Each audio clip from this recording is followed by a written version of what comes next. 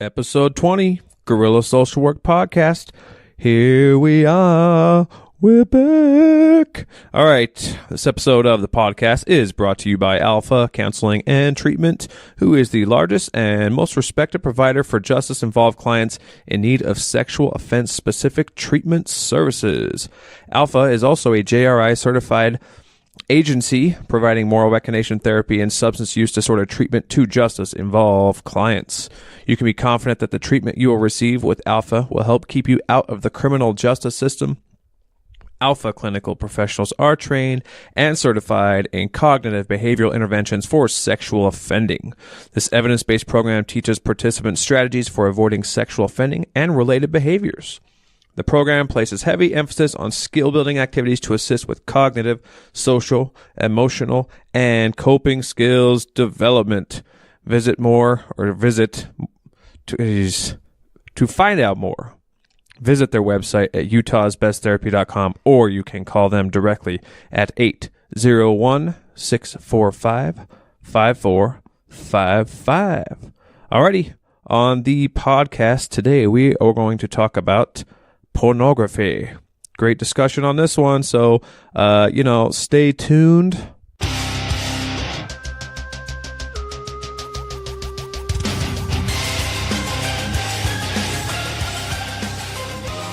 I don't know.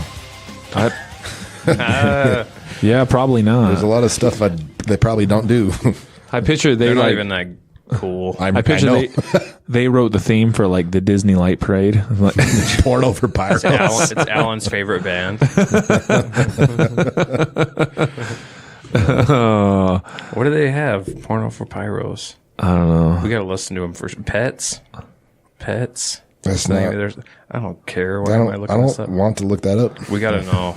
No. Yeah, we don't. Sir. I think if you do a search for porno and pyros, it's probably not going to come up. It's not going to do anything good to your computer.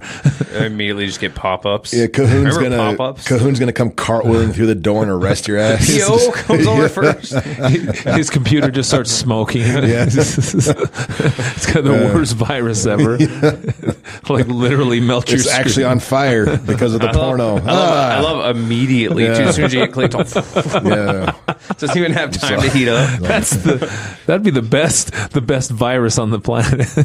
Burns your computer. That would be good.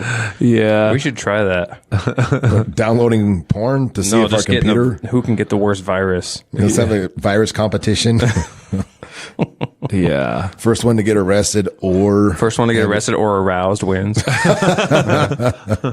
Yeah, that's a Are you recording yet? Game. Oh yeah. Oh yeah. Oh, good, Dude. Did I? Did I? I don't know if I told you about. I know you knew about that, but do you remember when I was running that group, and it was one of your clients who was discharging, and he was going blind, and I said, well, what's the concern? Like, is he just going to look at like braille porn? Yeah. And then, oh yeah. and I started thinking, I'm like, does that exist? Does braille porn exist? And I just wanted to see, like, okay, obviously it just be, so I Googled it, and the only thing that came up with that was that Robin Hood Men in Tights thing, which is actually pretty funny. That Blinken or whatever. Yeah. Yeah. And then I just left it, and I didn't, worry about it. But then I pulled up, because I was going to, I had a video short that I was going to show them in group. And I pulled it up, and in my Google search bar, one of the clients why does it say braille porn? And I'm like, no, that's not what it looks like. Yeah. You see what happened was they didn't buy it at all, dude. Yeah, it was rough. Yeah. It was a rough group. Rough like braille porn. Hey, got him. Yeah. Got him. So we are live then? We are live, and yeah. we're talking about live porn. Speaking of porn. Yes. Geez. So yeah, I guess this topic is kind of interesting because I think it's kind of a inherent in sex offender treatment that you probably ought to not be looking at pornography. Right. And not to mention that some of our clients, I would say, 20% maybe, are here on a conviction for downloading illegal pornography or child pornography, right? Is that fair to say? Yeah, that sounds good. Yeah. Pretty good number of that. 20%, sure. So I think for anybody listening to this, one of the things we try to say is understanding what the harmful effects of pornography really are, and understand really why that is. Because so people say clearly, you probably shouldn't look at pornography while you're in treatment, but understanding the reasons why that is, I think people really struggle with understanding why that is. Because, I mean, most of the time it comes down to a moral argument, right? Like you hear people, and they're like, pornography's bad. Well, why? Why is pornography bad, right? And let me get out of the way. I'm not an advocate of pornography here. I'm not trying to say that. But I think if you try to approach a client and just simply say that pornography is bad, I mean, I don't know. What kind of problems do you guys run into with that argument? Well, it turns into well, why? Why do you think that? And then you're just battling back and forth. Like, it's morality. Like, it just isn't healthy. It's too generic. There's, I don't know, you guys tell me if it, but there's a couple common things. It leads to a higher and higher threshold of more and more deviant stuff. And eventually, you'll start with a Victoria's Secret, and then you'll end up looking at child porn or commit a sex offense. So that's one thing that gets brought up that I'm sure we'll address here in a minute. So you're talking about like the slippery slope argument. The slippery slope argument. So I started looking at Sears catalogs, Sears catalogs, underwear, and before you know it, I'm downloading bestiality, child porn. Yeah. Okay. Right. Yeah. That's that bestiality. Usually the next day. Yeah. It's like a one the day. next day that's well. Yeah. That's why Sears is closing. Actually, it sucks. Yeah, it's not Amazon. It's that. Sears is the gateway drug. Nothing against Sears. We love you guys. And then probably the one is it objectifies women, so it turns, or I guess, or men really, but it turns a person into a sexual object, and that means if you see everybody as an object for your pleasure, then it dehumanizes them and makes you less likely to see them as a person and treat them accordingly. So I think that those are two probably the most common reasons that people think that we have rules against looking at pornography, wouldn't you say? As far as maybe some of the Are you saying those are the more traditional yes. arguments? I'm not saying those are necessarily the reasons that we look at, but those are probably the ones that get tossed our way and have actually kind of been the bread and butter of sex offender treatment when it comes to pornography. Okay, so in other words, almost the pornography thing, that's equivalent to something like the gateway drug argument, right? That if I smoke a marijuana joint or something when I'm 10, I mean, eventually I'll be slamming heroin, not, before too long, because that argument. Okay. So this is just going to progress. So, I just don't think those add up very well, to be honest. Ted Bundy is responsible, I think, for a lot of that. He released something in a documentary right before he went to the death chamber, and he blamed pornography on all his murders and necrophilia and stuff. And there was that interview with his therapist, huh? Yep. That kicked off a lot of that. Here's the thing, though. I would say that's probably inherent to Ted Bundy. Okay. That's probably linked more with his personality versus how this progresses. Like if I'm looking at, because if I'm looking at pornography, the idea that eventually I'll be downloading child porn and then, sharing that on some file sharing network or something like that is silly for the vast majority of people. Ted Bundy is, one in however many million, right? I think you're even being nice to Ted there. I think that's a rationalization for murdering people, and he wanted to find a scapegoat besides that he's a psychopath. Sure, I'm not saying, but the problem is he probably believed it a little bit. He probably bought into that. He might, yeah. A little bit. But it certainly did set the stage for a lot of arguments to say, yeah, well, we ought to avoid this because this is eventually what it's going to lead into, right? I mean, Ted Bundy was a sociopath, right? High-level antisocial personality disorder.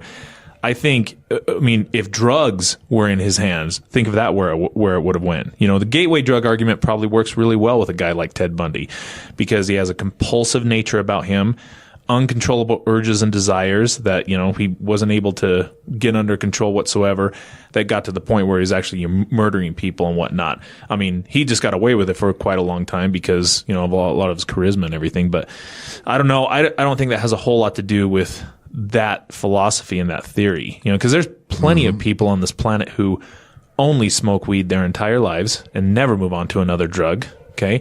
And there's plenty of people who probably just watch normal, I guess, quote unquote, healthy or adult pornography and never move on to anything else. Most. Yeah. And I'm not necessarily a pornography advocate. Let's make sure we emphasize that, because this is one of those things where a lot of what we're about to probably start getting into is going to make us sound like we have a soft spot for pornography. It's just a matter of, it's important to sort through some of just like with the denial and empathy thing, right? I mean, we like it when our clients take responsibility for their offense or have an understanding of victim impact. It's not that we're against that. It's just not critical for treatment. So it's not as much of a focus. So when we're talking about the slippery slope argument or the objectification argument, well, I mean, that might still hold some water, but I mean, ultimately that's even those, it's not that we hate those ideas. It's just that it's maybe a little bit misguided or maybe not backed by research. The research doesn't bear that out, that it leads to, and I used to think that the slippery slope argument and that, people that looked at pornography heavily and compulsively would then go on to sexually reoffend because porn would no longer do it for them. And again, there's probably cases where that's happened, but the research just doesn't flesh that out. Well, and part of the thing I do with my clients, like, especially when it starts off, like, because I think people deal with that stigma, like the old school stereotype, like, oh, just porn's bad just because it's bad. So I think that our clients can sometimes think that we think that way. So usually when I have a guy that's like, well, why? Like, first thing I tell him is, first off, I'm not going to tell you that it is bad. I'm not going to say it's good or bad. That's a good approach. I'm going to say, so I always use this analogy. I just say, think of someone who's an alcoholic. Do I think there's plenty of people in the world that drink socially and it's fine and it's no big deal? Do I think that means alcohol is bad? No. Some people can drink and it's fine. There are also people that know they cannot be around alcohol and they cannot have a drink because they'll go off the deep end and they'll drink. If you're drinking every now and then to have fun with friends, awesome, have fun. If you're drinking because you need to settle your nerves in the morning or you need to calm down, you have to have a drink all the time. Okay, then we need to address the problem. So the way I relate that to pornography is, if you're in therapy for a sex offense, we need to abstain from some sexual things that can be compulsive, that can be damaging. Sure. Get some distance from them. If down the road you decide you want to watch pornography and it's not you escaping something else, so be it. But if in the moment, if you're using it as an escape for something else, especially if you can't stop it, even though there's consequences like prison or jail, well, something else is going on and we need to talk about that. That's a good way of looking at it. I think if you're referencing compulsive behavior, behavior that I know to be bad for me and yet I can't control it. And you're referencing the idea that, okay, if you're still doing this in violation of your probation or parole conditions at the threat of going to prison, that ought to worry you a little bit. And anytime, this is where I think those old school arguments start to fall apart, because part of my ability, if I'm being a client, and you're trying to sell me that argument as to why I shouldn't look at pornography, which, by the way, folks, we don't want our clients to be looking at pornography, okay? Especially while they're in treatment. And we'll talk about the reasons why. But if I'm the client and you're trying to tell me, well, eventually, Mace, if you're looking at those images, eventually you're going to be looking at child porn. Okay, well, that's similar to education that comes through like the DARE program. Right. You know what? If you smoke that one joint, by God, eventually you're going to be snorting coke and slamming H. Like, no, that's not true. For some people, yes, that is true. That is very true for a lot of people, that one joint isn't going to be enough and they're going to want more and more and more. And eventually, that progresses and becomes a problem. Go ahead. No, I was going to say, I think that you talked about this on another podcast about the reason that that's a problem is, like when you hear that, it starts with a joint and ends up you're strung out in the gutter on heroin because of that joint. When you get a little bit older, maybe into high school, and you hear the kind of the often repeated idea that one joint leads to this, but then you see some dude that smokes pot, but he's a successful athlete and he's doing good in school, and immediately you realize, oh well, maybe that was bullshit, and that might allow you to justify going off the rails a little bit. It's if false information isn't helping anybody. And so, like these dudes shouldn't be looking at pornography. And again, Justin, I just kind of want to reemphasize that I like what you were saying, man. I guess I hadn't really ever thought about that the clients think we're automatically against these things. And so they might be trying to appease us by saying what they think we want to hear. Like, oh yeah, porn's bad, alcohol's bad, all these things are bad. And it's kind of taking an amoral as opposed to moral or immoral approach. It's kind of a balance, like, all right, well, here's the deal. Here's what it is. Here's what it isn't. Maybe one day you'll decide to resume looking, but here's the problem with it for you. Well, yeah, and I think in that sense, it gets them a little less defensive about it too. Like if you're not just stone, like, nope, you can't ever do that, it's bad, you'll never want to do that again in your life. But if you seem a little more down to earth about it, like, hey, yeah, in the middle, like, I'm not going to say it's good or bad, but for you right now, we don't necessarily know. So we need to work on that. But if you're engaging in that, watching it every day, it doesn't give you a chance to get some space from it and learn about it. Right. So whether you end up doing this on your own time down the road, that's up to you. But we need to learn more about the intentions behind it. I think because for sex offenses, it's not as if anybody who looks at pornography is now a sex offender, right? And I mean, I don't know. Do all sex offenders look at pornography? I mean, a lot. I mean, I'm not saying all of them do. I'm sure there's a few that don't. But I'm not going to draw that conclusion that pornography it leads to sexual offending. A lot of non-sex offenders look at pornography. Well, right. So, so pornography in and of itself, I try to say is more symptomatic than it is what is the problem. Because, okay, so even like the idea of sexual objectification, and I was pulling this up, and this is from our pals over at Wikipedia. It says sexual objectification is the act of treating a person as a mere object of sexual desire. Objectification more broadly means treating a person as a commodity or an object without regard for their personality or dignity. Objectification is most commonly examined at the level of a society, but also can refer to the behavior of individuals. Here's the problem with this is if I'm the way this is presented by other individuals, namely therapists, if you sometimes just reference the fact that you're attracted to, say, a celebrity or a girl walking down the street for that matter, they'll reference that as being objectification. That's a problem. Not necessarily, because if that's objectification, then we're all objectifying each other all the time. Part of my desire to start up a social conversation with you is my attraction towards you. And there's absolutely nothing wrong with that. That's perfectly healthy behavior with another individual. That's how people procreate. Well, right. If everything is objectification, then we've got a problem. I mean, I don't understand how you could possibly try to get to know a person's personality without initially being attracted to their appearance, right? Well, my wife's sparkling personality isn't why I first started talking to her. I thought she had a nice butt, and then I figured out, and she's pretty. And then I went and talked to her, and she's cool. Jackpot. You know? But it wasn't her personality that got my attention at first. Well, I think sometimes about people developing relationships over time where maybe that wasn't the case. Maybe they weren't initially attracted to a person, but maybe they worked with that person, and because they worked with that person, they developed an appeal for their personality and really got to know them a little bit better. And I think that was her case with me. Yeah. Totally fine. All those things are perfectly reasonable. I think that to call it objectification all the time. Does pornography objectify women? I think so. I mean, that's, sexually objectification. Of course. I mean, there's not much of a plot going on in those things, And again, this is where if you watch a porno, you're like, you see very quickly where this is leading, and there's no question about it.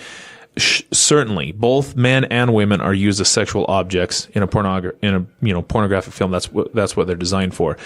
So again, I can say that. And I think that there is some merit to saying, does this teach you the wrong way to think about sex and sexuality? Yeah. I think that's a big part of it. Right. It sets up, especially for children or kids, adolescents watching it, they think that's how it's supposed to be. And then if I get into a relationship and it's not this like hot thing all the time, well, then something's wrong. In a sense, I'm turning off the ability to even be attracted to someone that I get in a relationship with. Right. Dude, so I've done a few sexual behavior risk assessments over the past year that when I'm interviewing these young teenage boys and I'm talking to them about the dynamics of their offense, like some of them they're choking the girl that they're with, or like gagging them, and use your imagination. And like, that's like part of, and when I talked to them about it, they for sure got the idea from pornography. And a big part of what took a encounter that started out as consensual, took a wrong turn, but the girl probably got freaked out. I mean, like what 14-year-old girl's going to be used to getting like choked, and so there's a lot of that kind of rough sex portrayed in pornography. And again, like, I mean, that's probably not even good for an adult to watch, right? But I mean, like what a youngster's watching it, and this is their sex education. This is what they're learning about it. And, you know, and they're watching this porn and the girl's liking this, you know, I'm liking in air quotes here. And so that's kind of what they think. Okay, this is how, you know, I want to really impress this girl. And they start doing some crazy stuff. Sure. You know? Yeah, like it's always got to be something new, or like the quote unquote normal way of having sex is boring. Like we always got to be doing something newer and crazier. And then I think on the flip side of that women have to look a certain way. Like the girl has to look a certain way or act a certain way. So unrealistic ideas about what sex is supposed to be, or how a girl's supposed to be built, or maybe it also, I mean, or how that's supposed to go down. Right. Like how it's, yeah. I mean, No pun if you're intended. if you're a kid, and this is, I think, something true everybody should think about is, in terms of your development as a child, I mean, if we're basing this off of like social learning theory, we learn from things that are going on around us, right? Whatever your first interaction with or exposure to a specific, you know, I don't know, event is, you're going to measure every experience thereafter against that initial experience. So if my first exposure to learning about sex and sexuality is pornography, think about measuring every lame ass sexual encounter I'm going to have from then forward against that initial encounter with me viewing this on, you know, online or something like that. Because initially, I mean, everybody, when they're first starting to have sex, everybody's a goofball. Yeah. Everybody. I don't care. It really does not matter what like book smarts you have going into this, you know, or what kind of research you've done on pornography. You're going to be a goof. The end. You know what I mean? Part of that's just the, you know, I guess the beauty of growing up. That just, you know, is part of the whole process.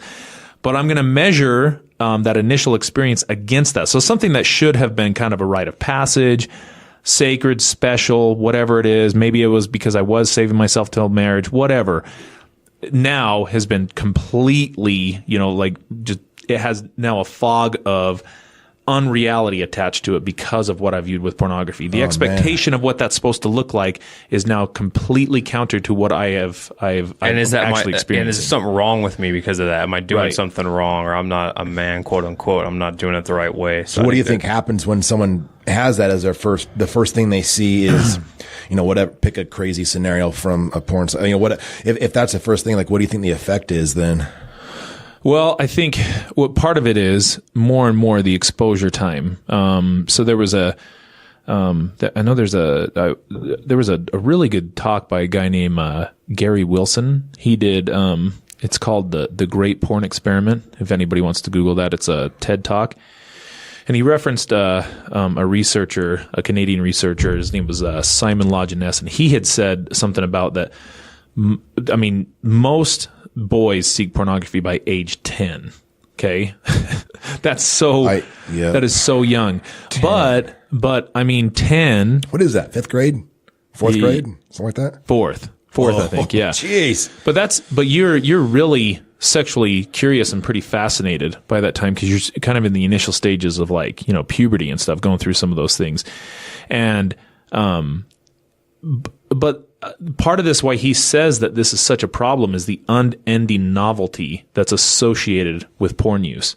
So in other words, I can, no matter what, it's endless. Okay. So my ability to access, I mean, millions and millions and millions of videos immediately, anonymously, and for free, right, means that I'm just going to expose myself over and over and over and over again in an endless way. I mean, there's no other type of medium that exists like that on the planet. Immediate, anonymous, and free.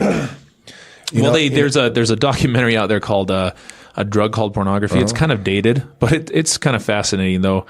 It's that's where they do those cheesy interviews, right? Like those dudes. Dude, the best is the narrator.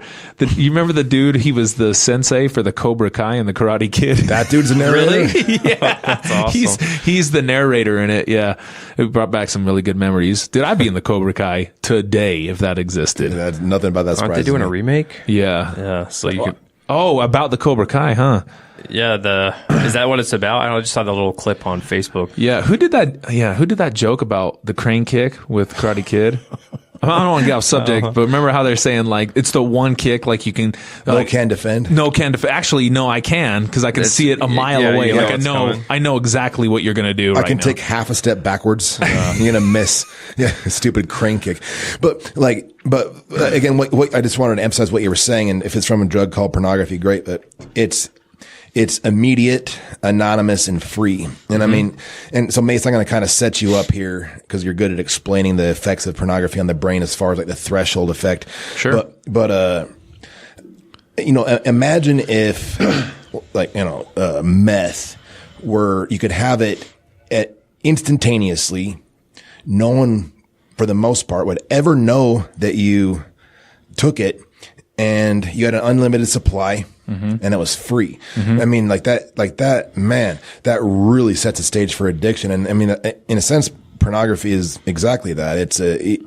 You have it on your phone. No one's going to know you're looking at it. They have search modes on the internet specifically designed to disguise what you're doing. Yeah. I don't know. It's, well, when we, addiction's kind of a crazy word. And it's one of those top shelf words. And so I try not, I mean, what's about compulsion? Well, I don't know. Pornography addiction, for sake of our discussion, we can just say that. I mean, it's tough. I think compulsion, sexual behavior problems, compulsions, whatever you want to call them. Just because, I mean, if this is where people, I'm addicted to Game of Thrones. Like, okay, come on. Like, I mean, that's a top shelf word that I'm now using inappropriately. It kind of drives me nuts. It's like when people say, I'm really OCD about cleaning my room. Okay, like, I get you. Come on, dude. Addiction might not be applicable to pornography. And maybe not the best example, but in one of his stand-ups, Louis C.K. talks about that, how everything's the extreme word now. Like everything is explained in the extreme word. Like everything's hilarious. That's hilarious. Yeah. He's got a great bit on that. Yeah, it is true though. Yeah, like we just jump to the most extreme word. Well, the only reason I say that is because as appealing, and I'll talk about dopamine spikes, but I mean, as appealing as pornography is, it can't compete with a shot of meth. It can't compete with a shot of heroin. I mean, or a line of cocaine. Like it's not even comparable. Sure. Let's not call it addiction then. No. We can. I think there's a lot of different definitions of this. And I think for the purposes of this conversation, what we ought to say is addiction is kind of this misattribution of important processes that go on in the brain. Okay. So this is attributing, specific non-survival stimulus to be important for survival. Okay. So this is what I'm saying. Like this is, it reduces a person's ability to disengage from seeking and engaging, that non-survival stimulus. So for example, if you do this enough, and I start to convince my brain about these things enough, so drugs fit right into this category. I can we talked about this on a previous podcast. I can now put drugs into a place right up there with food, right up there with shelter, right up there with water in terms of like, I need this for my survival. And I trick my brain into thinking that that's the case. Well, you can do this with pornography to a degree too. You can do it with video games, Facebook, texting. I mean, any other manufactured sources of stimulation as being important to survival. So that's kind of the first thing. So when our brain kind of tells us that pornography is important to our survival, our focus on pornography tends to supersede our wants and desires that are not important for survival, which is why we kind of sometimes do this. So we'll spend an awful long time, like a considerable amount of time, thinking about obtaining and maintaining this important resource that our brain now thinks we need. And that's when it becomes a problem. And you see this. So pornography... It's because of a dopamine dump, right? Correct. So that's why I said pornography is used as more of a symptom. I've now tricked my brain into thinking that I need this. Okay, so it's not, Kevin McCauley says this really well. He has a documentary called Pleasure Unwoven. And he says addiction is not, it's not a disease or a choice. It's a disease of choice. In other words, the choice part of my brain is broken now because of what I've done to it. So it's a disease of choice. My ability to choose or not to choose has been altered in a way chemically that I no longer have the capacity to make that choice appropriately. Okay. So that to be sure, people still have the capacity to choose. It's just in a way that that process has been hijacked. Correct. Yeah. Correct. So, again, if I can, you would never get the physiological changes in brain chemistry that you would get with drugs. You'd just never get there because the dopamine surges simply can't even compete, right? But the premise is still very much the same. So anytime you think about the reward system or brain survivals, there's that neurotransmitter hormone dopamine, okay? This is the important chemical that tells us when we encounter positive things. It tells us this is important, this is pleasurable, and you need to remember this. Keep doing it. Right. So food, social resources, achievements, intimate relationships, all these are driven by dopamine, right? So it's pretty fascinating when you think about this. Like, so I'll give you an example, and I'll steal this a little bit. But if you were out in the middle of the desert and you had two options, your ability and the objective was, you need to survive as long as you can, as long as you possibly can. And I'm going to give you two options. I'm going to give you this chocolate cake, or I'm going to give you this cauliflower. Which would be the one that's going to help you survive longer? Well, the chocolate cake. Why? More calories. But do you need nutrition facts to tell you that? Well, I don't know where I originally learned Pull that. Pull your mic closer. No. Okay, I get what you're saying. I'm drawn towards the cake because my body's telling me that's what I need. Right. So is that what you're getting at? Well, how do you know there's more calories in that chocolate cake, though? Well, I mean, you're saying I literally know the nutrition facts, but I mean, there's tons of sugar in it. There it is. So this is kind of the fascinating thing about it. The taste, how pleasurable that is to eat chocolate cake, tells you that's more calories. Yeah. Right. Okay. I follow you. If you think about that, that's pretty amazing. We have a built-in mechanism in our brain that tells us this food has more calories versus that food. Eat this if you want to survive. That's awesome. Right. That's a great way of explaining it. Now, here's something that's really kind of troubles us too. Okay. Last time I checked, sex feels good, correct? Right. Okay. We're one of about 5 animals on this planet that experience pleasure when we have sex. Okay. Imagine a world where humans did not experience pleasure when they had sex. We probably wouldn't be here. We wouldn't. Okay. Because think about how other animals know how to procreate. What do they rely on? Well, instinct. I don't know.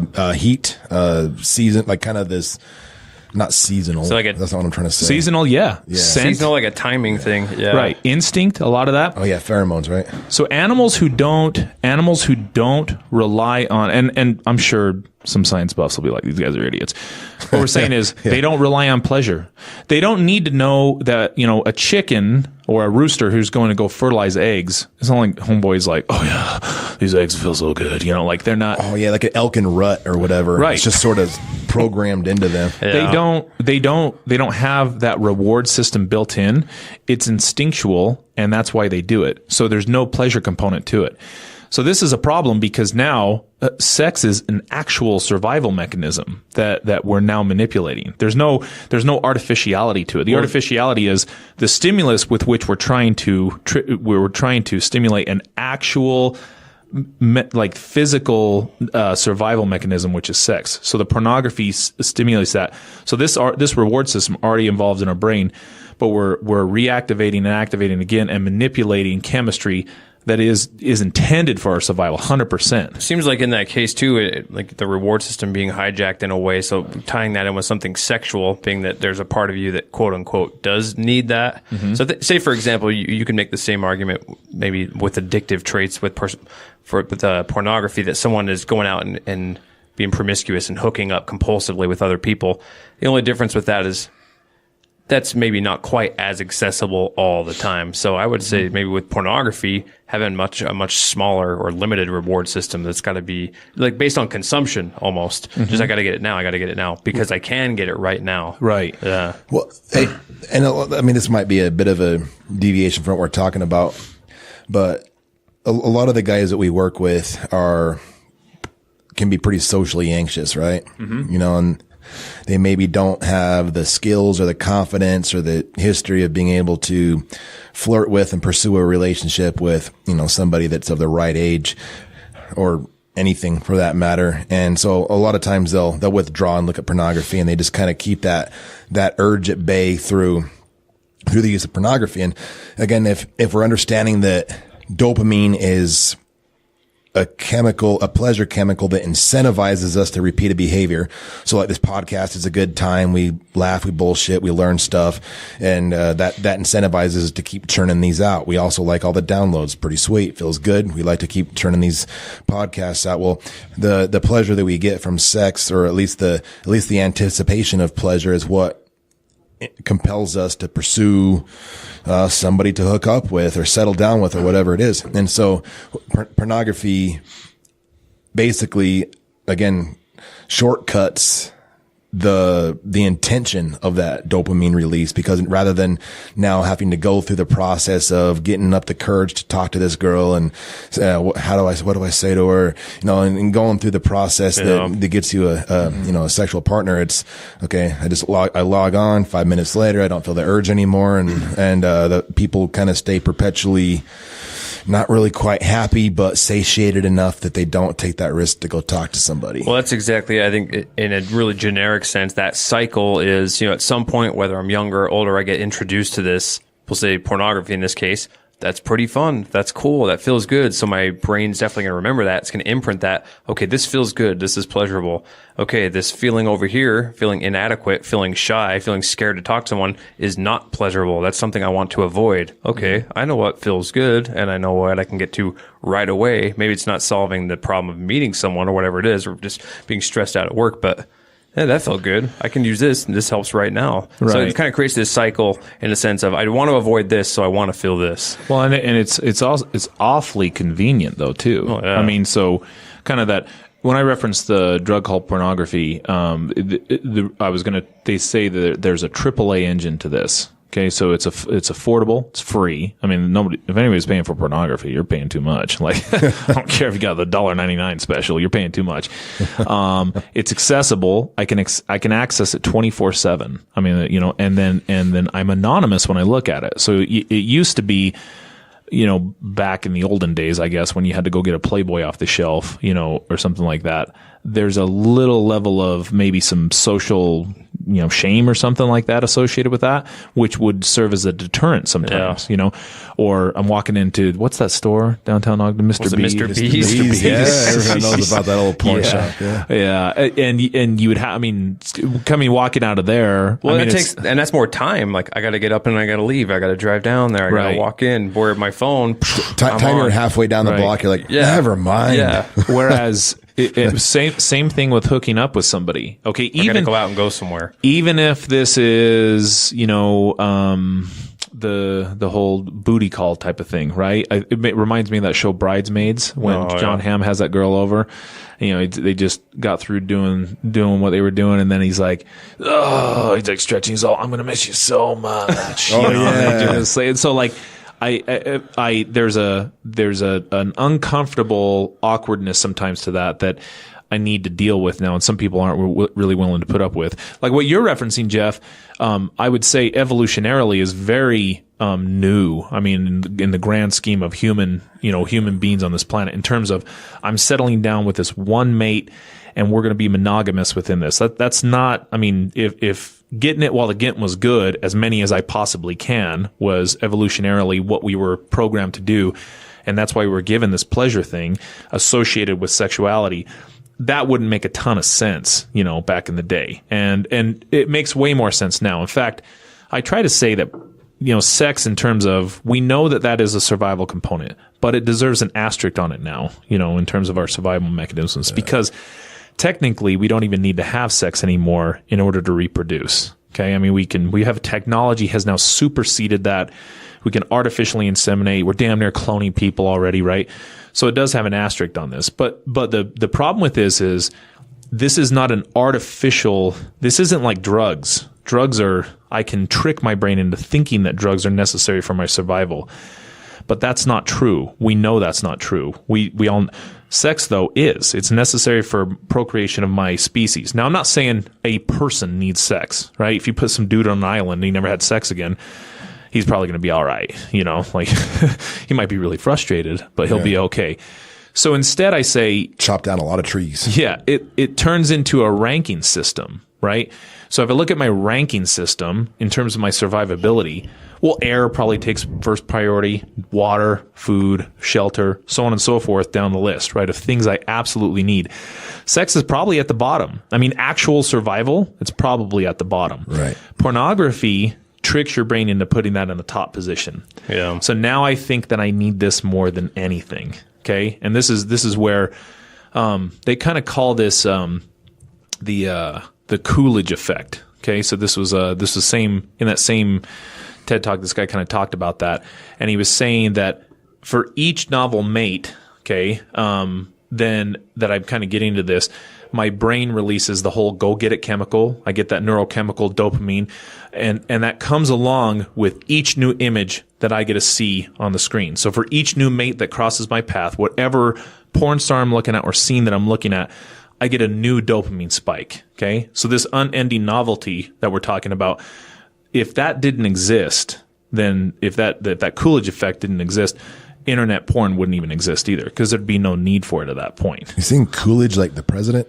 No, I hope not. Does Calvin a porn addict? That dude's just dude, no, you're thinking of Kennedy, bro. Ah, yeah, that's right. Yeah, that guy. That guy was, yeah, man. Well, kind of what you're saying is a huge part of that too, and that's usually a portion of the conversation I have when we talk about, okay, why should you not watch porn, even if you don't feel like it's a problem for you? So the thing about the idea of going through treatment is, generally speaking, I'm probably diving into some things, I'm working through some difficult things, which can bring up more uncomfortable feelings, more difficult feelings. So let's say I'm not addicted to porn. So in the sense of strengthening or reinforcing neural pathways, if I start to associate porn with, hey, this felt uncomfortable, I need to turn to this, that potentially could become a problem for you. So we're saying while you're in treatment, you don't want to necessarily rely on something like that as your coping mechanism, or possibly have that turn into a coping mechanism. And I don't think our brains are cut out for it, man. I really don't. Like, think about this. It's too high level, right? With internet porn, intense. A guy can see more hot chicks in a matter of 10 minutes than a hunter-gatherer ancestor could have seen in several lifetimes. Right, and I see all of them right then. And like the level of stuff they have been doing. I mean, there's a great South Park about it where they lose internet. Yeah. Yeah. But the problem is we have a hunter-gatherer brain, like we do. So yeah, we're still the same animal. Right. So our brain hasn't necessarily developed this. So, I mean, the value that's assigned to like an addictive stimulus like that kind of depends on how much dopamine is released, right? And that's where I'm saying it doesn't like, if you think about, okay, food, if I get some real good comfort food, you're looking at about 150% increase above baseline of normal production of dopamine, right? Which is good. We wouldn't know that Five Guys tastes awesome unless that dopamine was there. Right. So it's good that exists. I'm not talking crap on dopamine, right? And like nicotine, that's, the one of the most widely addictive drug of choice across the world, right? That increases dopamine production about 200%. So just a little above something like Five Guys, right? Oh, dude. So is chocolate cake like the pornography of food?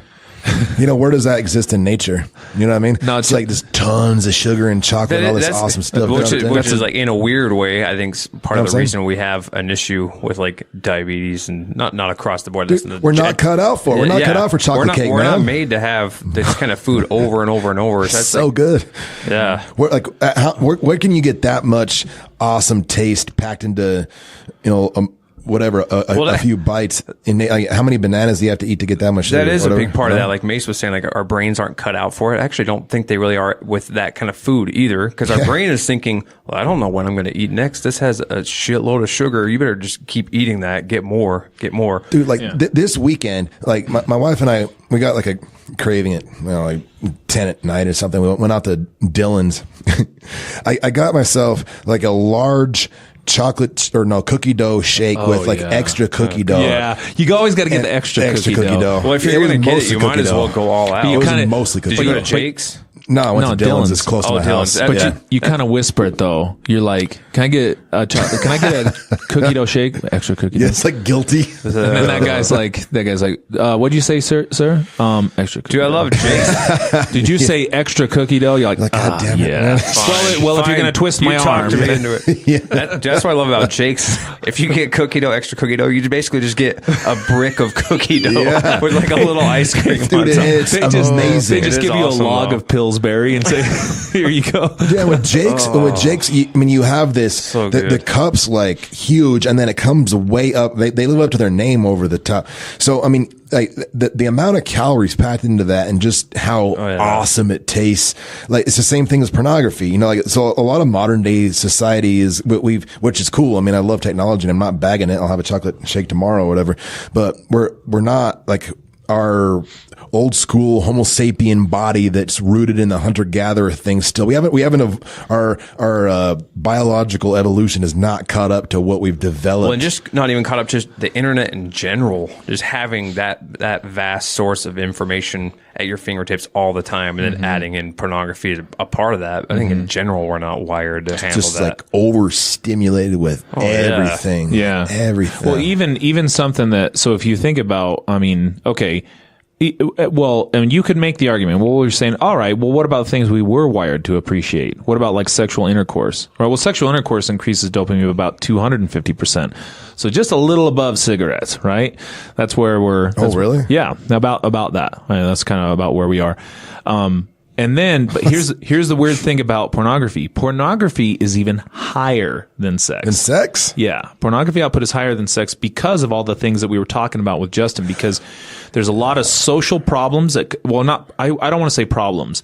Inconveniences. Yeah. That come along with engaging in sexual intercourse with another person, right? Because there's another person involved. Correct. Yeah. So more risk. If I'm simply identifying that this person is there as a vehicle for my sexual pleasure, right?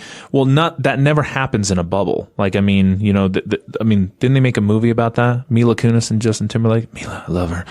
Love you, Mila. But yeah, She's to nice. friends with benefits. And they kind of say, well, there's no such thing. It just turns into nonsense eventually, which I believe that does. Like, it probably does turn into nonsense after a while, right? You develop feelings, so on and so forth, like they did.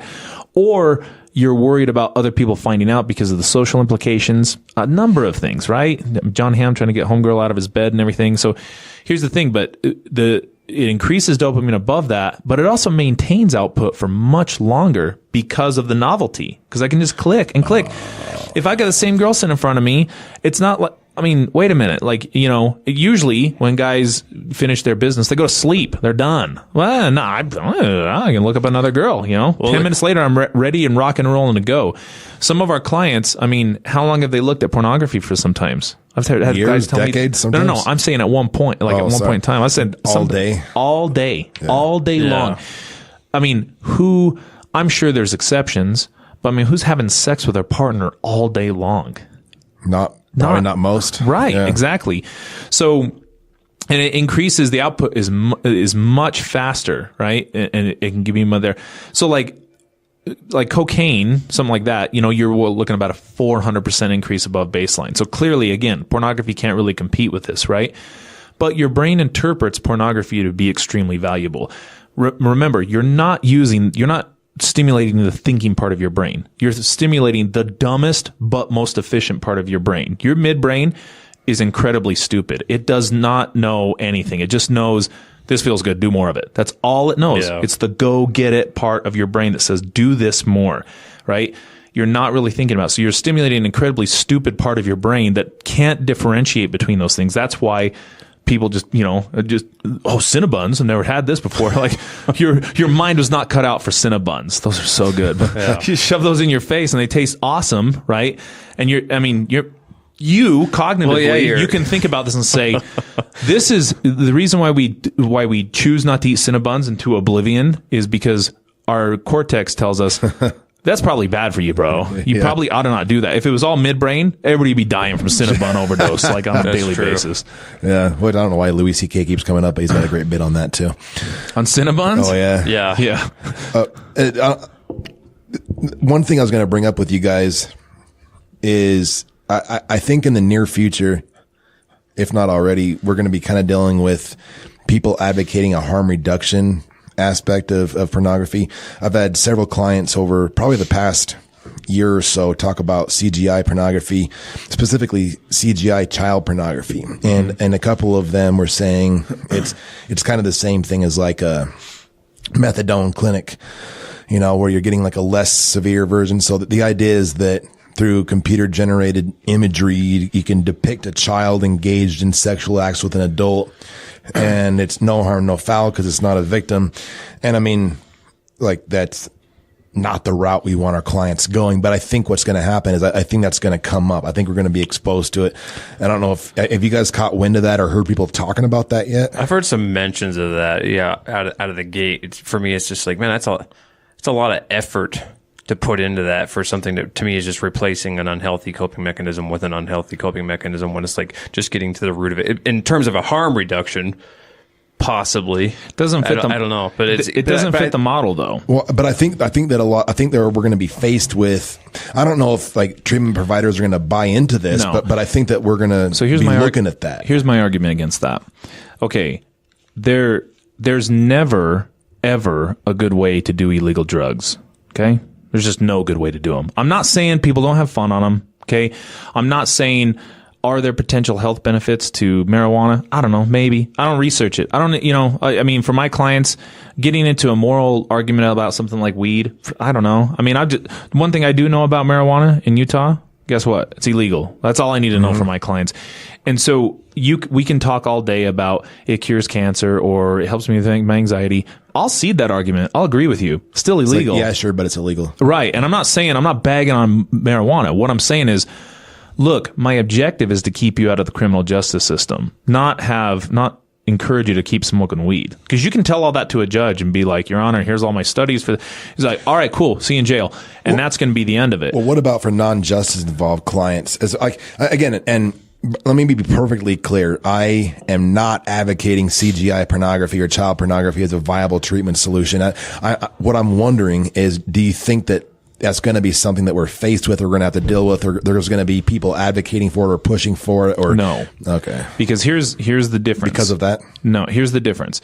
So there's no good way to do illegal drugs, and illegal drugs are putting a manufactured and artificial stimulus into my brain and tricking me into thinking that I need this now for survival, aka drugs. Right? So methadone, or medication assisted treatment, is basically treatment for that now diseased part of your brain. We've created pills and strips and fluids and whatnot to help with this, right? So now here's our harm reduction model. And so people say, well, you're just trading one drug for another. Not really. That's not really how it works. We talked about this in a previous podcast. So we agree there's no good way to do illegal drugs. There's always a good way to have sex. There's a healthy and a good, positive, healthy, and rewarding way to have sex with a partner. So that's the difference between this. You can't ever do drugs in the right way. There's no good way to do drugs. I'm not, drugs are bad. I'm not Mr. Mackey here. I'm saying, devil's advocate. What about an exclusive pedophile?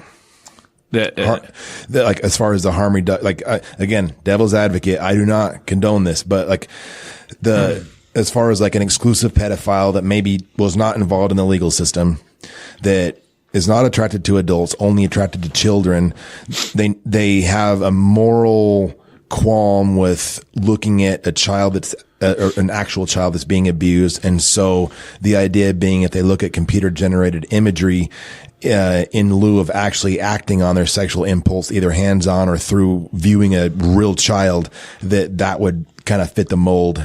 Like, what do you think that's going to be something we're looking at? No. Same reason still? Well, okay, so as far as like, there's no good way to do a drug, there's no good way to look at porn. I mean, again, like I'm probably on board with you, but you don't think we're going to even be facing that. The other thing is, what's good for the goose is good for the gander. Sorry to use if I can, here's what I'm trying to say here. If you think about, I'll just throw that in there. Here's the thing. You got me laughing now. Yeah. Think about this though. Think about this. Yeah. So if you can, I was thinking of Jerky Can't Boys. stop laughing. Yeah. Man. What is that on Jerky Boys? Where he said, "Whatever's good for the goose is good for my son." Yeah, that's not what the expression is. Think it. Okay, yeah.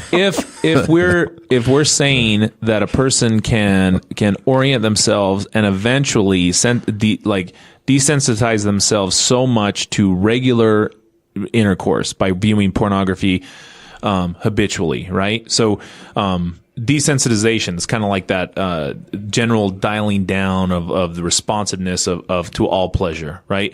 So if I overload my and prolong my dopamine production, eventually I'm going to see my synapses are going to change, and the normal functioning, dopamine is released in the synapse, received by those receptor sites, it's not going to register as it previously did because I'm expecting more of it over time. And so then it takes more and more to now be pleasurable, right? There comes the slippery slope argument. So think about our folks who look at child porn. Nobody ever started looking at child porn. There was a natural progression over time that evolved into that, right? And it became riskier and riskier over time. Well, if I can desensitize myself to these things and become more aroused to other things, that can also happen with a person who is exclusively attracted to children. Okay, so a person could do that, or risk management. Again, if homeboy's not, ever having sex in his lifetime, or having to look at those images or something, is he going to die? Well, no. No, his quality of life may not be as fruitful as others. So if we're trying to increase arousal towards healthy mates, if we can, let's do that. Let's try to increase his appreciation for whether he's heterosexual or homosexual or whatever it is for adult partners. We can try to do that to the degree that we can try and try to increase his arousal to that. If not, right, well, then the other option is he needs to exercise risk management. And, reinforcing sex with children is probably never a good idea, ever. Right. Digital and or otherwise. So you seem pretty convinced that we're not going to be looking at that. I hope you're right. I'm sure that argument will come up more it actually being carried out.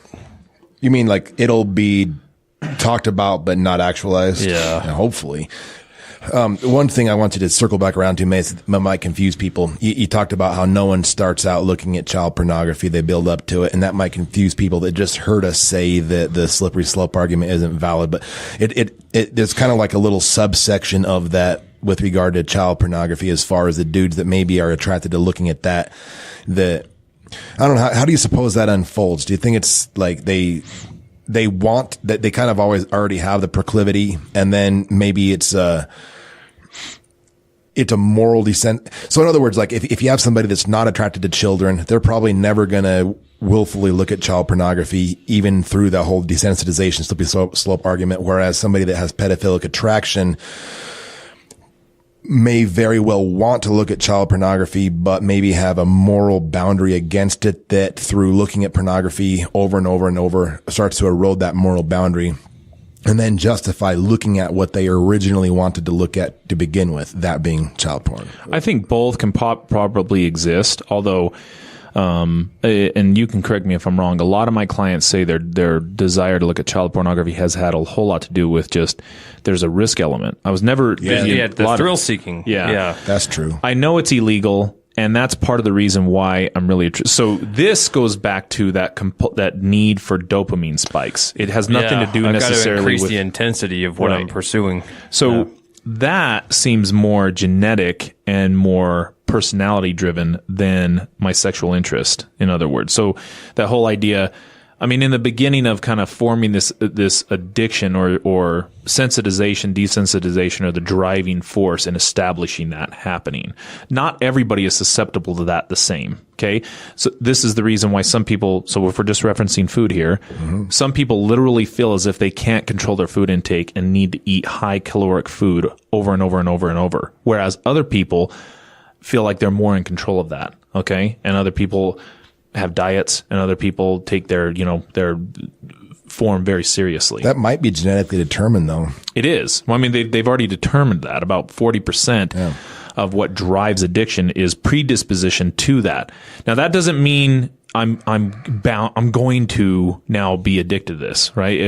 If I'm a genetic low responder to something like alcohol, then what all that says is that it takes more alcohol to get me drunk compared to the average bear. In other words, I'm more susceptible to becoming addicted to alcohol because of the effects that it has on my body. Okay. So that driving force, like pornography as a new highly rewarding stimulus that's important to us for survival. Once that establishes, then that hyperfrontality acts as in a way that ensures that the new resource is now maintained. So I want to keep that as long as time. This is the thing that I want to maintain over time, because this is the most important thing. And I set a new set point for this. Okay. So that that idea that I have a new set point for what my expectation is. Okay. So I now say, the only thing that's going to get me aroused is if I'm watching, name your category in pornography. Okay. Now that's the thing that gets me aroused. But then now, if I look at that prolonged, I'm now resetting that to another high level. So things that normally would have been very sexually enticing, something like Sports Illustrated swimsuit edition, are nothing to me now. Like, they mean nothing to me because my set point has now changed. My hedonic set point is now new. And I've become to expect this, and without those dopamine surges, I feel off. I feel like something. That's a scary idea when you think of the internet access that kids have now. That, like, maybe we didn't have when we were younger. Like, think about like a kid having a phone or a tablet, like 7, 8, 9, like watching that. We don't know what that's going to look like. Like someone watching porn frequently for that long into their adulthood, how that's going to impact them. Mm-hmm. That's pretty scary. Yeah. Well, and it's, this is, this is where sometimes so again, anytime you can frame this in a person's mind, and especially the clients that we work with, that this is in their own best interest to address this, right? There's that whole idea that, our midbrain eventually gets messed up. And then this is where sometimes you see a lot of guys that, if I have too much dopamine, it can override our natural satiation mechanisms. That can just happen over time. And then what happens now is I'm no longer even able to gain an erection off anything. So there's like this porn-induced erectile dysfunction, which if you really focus on that, like that, above all other reasons, like, okay, hold on a second. So not the moral argument and not the objectification argument.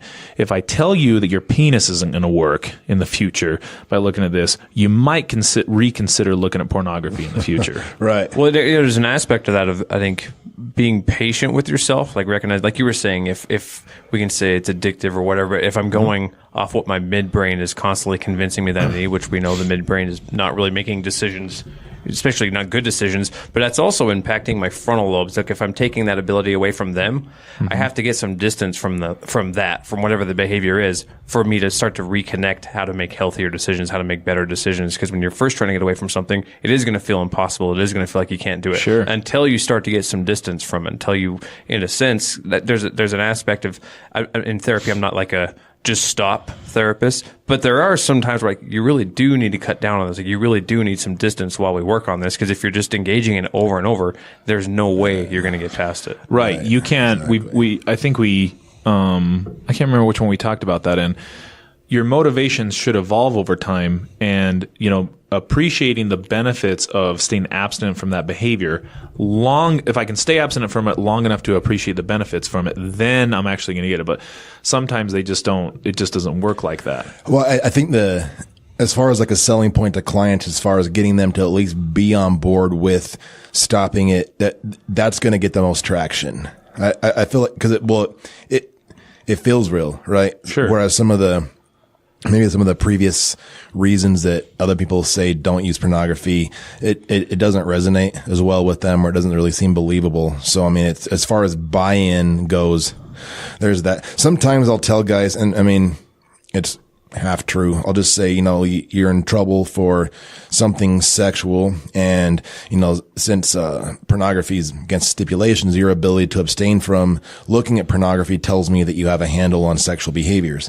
It's kind of a half-assed rationale behind getting them to buy into not looking at pornography, but I at least say, this shows me that you do have some control over your sexuality.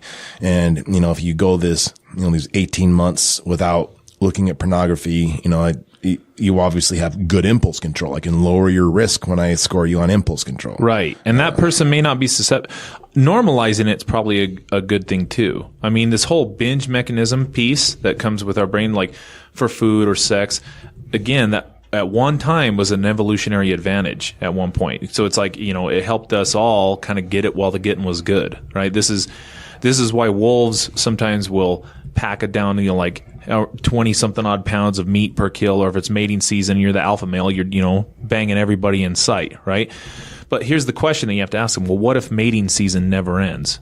Well, it never ends when you're watching internet porn, right? Yeah. And first, that tells your brain, okay, good job, because now you've hit the evolutionary jackpot. But then the other part, though, is that chronic consumption, it messes up and distorts those natural rewards, and then it promotes a cycle of binging and craving. So I binge, and then I want that, and then I crave that. So this is often when I eat something that's really high caloric, or I'm doing that, it's hard to get away from those things, because now I've created, again, that new hedonic set point that says, okay, this is where we see all those changes. That numb pleasure response kicks in. Everyday pleasures leave porn addicts dissatisfied. They're desensitized to this.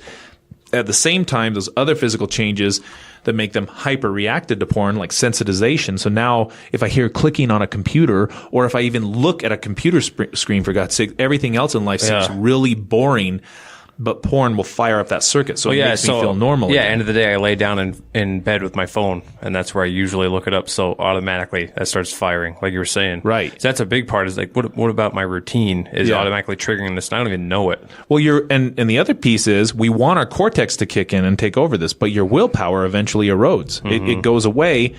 Your willpower is your cortex is essentially the CEO of your brain making these decisions, but it becomes inhibited. It doesn't work. And so everybody has that same neurological underpinnings that are triggered when that molecular switch is hit. And that's where we run into a lot of problems. So I think those, in my estimation, if you get down to the point where, erectile dysfunction, where if you were able to talk to somebody like that and say internet porn is killing your ability to perform sexually, right?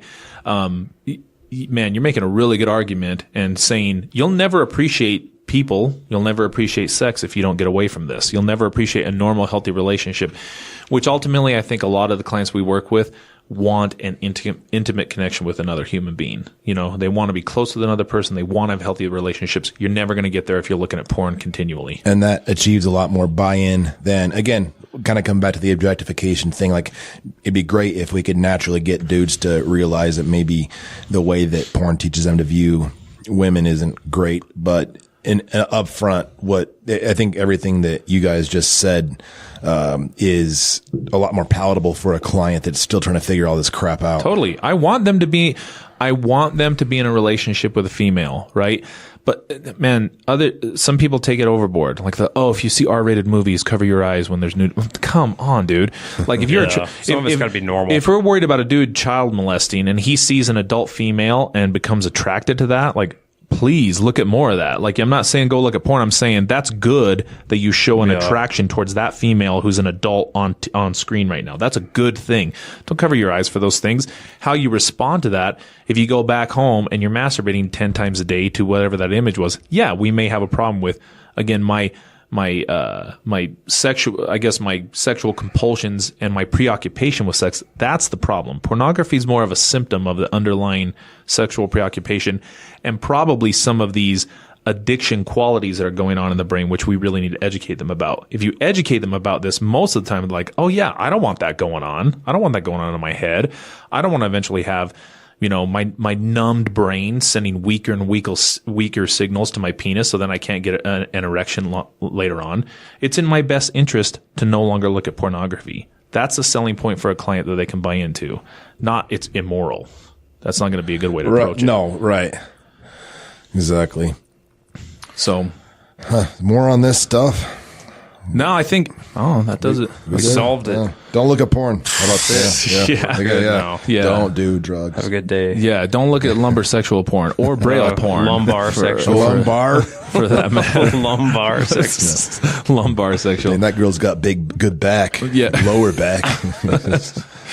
All right, folks. We'll see you next time. Alrighty, that does it for this episode of the Guerrilla Social Work Podcast. We are going to get all on out of here. Thank you for tuning in. Hope you enjoyed this discussion about pornography. We're going to be back on the next episode with another one of the Penitentiary Pundit episodes, I think. So tune in for that one. Otherwise, check us out on all the social media jazz. Feel free to reach out, pester us, or threaten us questions, comments, whatever you would prefer. It's Guerilla Social Works, Guerrilla, Guerilla Social Work at Gmail, Facebook, Twitter, Instagram, all that stuff. And we will catch you on the next episode.